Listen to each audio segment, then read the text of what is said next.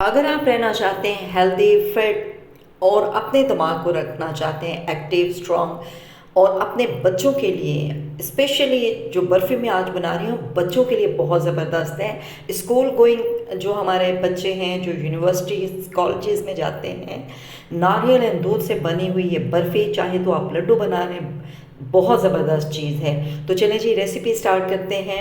मैं यहाँ बना रही हूँ 1 किलो दूध से ये रेसिपी। 1 किलो दूध ले लिया, उसको उबलने के लिए रख दिया है। तकरीबन 10 से 12 मिनट तक हमने दूध को उबालना है, जब तक कि थोड़ा ये इस कंडीशन में नहीं आ जाए, थोड़ा थिक हो जाए।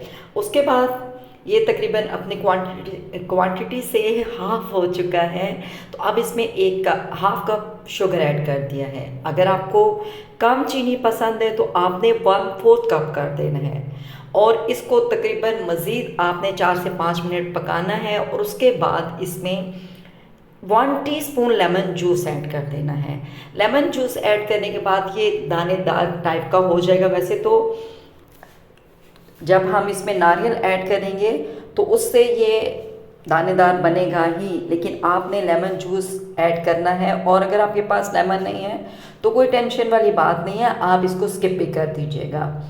अच्छा, 2 मिनट के बाद इसमें हाफ़ कप जो है वो नारियल पाउडर ऐड कर देना है और उसके बाद इसको अच्छे से चलाते जाना है। तकरीबन 4 से 5 मिनट मज़ीद पकाना है। और यहाँ मैंने इसमें 1 चुटकी सोडा, जो हम खाने वाला सोडा है, वो मैंने इसमें इस्तेमाल किया है। और उसके बाद एकदम से झाग ज़रा ज़्यादा इसमें आ जाती है तो थोड़ा आपने फ्लेम को या तो बंद कर देना है या बिल्कुल लो कर देना है। अच्छे से चम्मच को चलाएं और जब ये झाग ख़त्म हो जाए फ्लेम को दोबारा ऑन कर लें।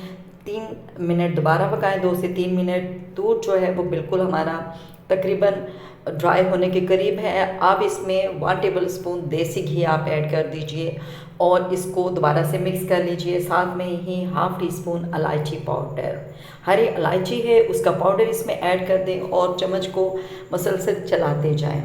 दूध तकरीबन खुश्क हो चुका है, लेकिन हम इसको मज़ीद 2 मिनट्स के लिए पकाएंगे।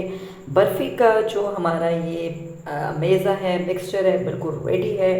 अब हमने इसको एक किसी भी आप बर्तन में डाल सकते हैं। मैंने यहाँ एक पैन ले लिया है और उसमें नीचे मैंने सॉरी, मैं ये आपको बताना भूल गई थी। जब ये बर्फ़ी मीठा सोडा डालने के बाद 2 से 3 मिनट पकाया और उसके बाद हाफ़ कप किशमिश जो है वो मैंने इसमें ऐड किया है।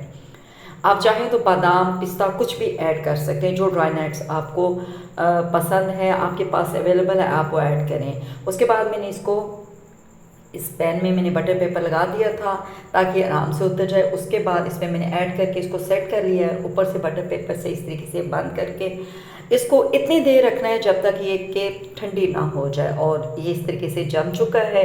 1 घंटे के लिए मैंने इसको रख दिया था और अब हमने बटर पेपर रिमूव कर लिया है और इसके पीसेस जिस भी साइज़ में आप काटना चाहें, जिस शेप में काटना चाहें आप काट लें।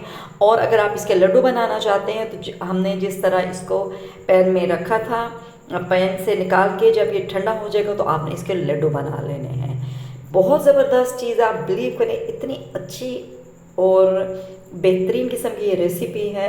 जब हम अपने स्कूल के दौर में स्कूल में पढ़ते थे, कॉलेज में पढ़ते थे, तो हमारी मदर बालाई में ये रेसिपी बनाया करती थी। तो आपने ये ज़रूर ट्राई करनी है। अल्लाह।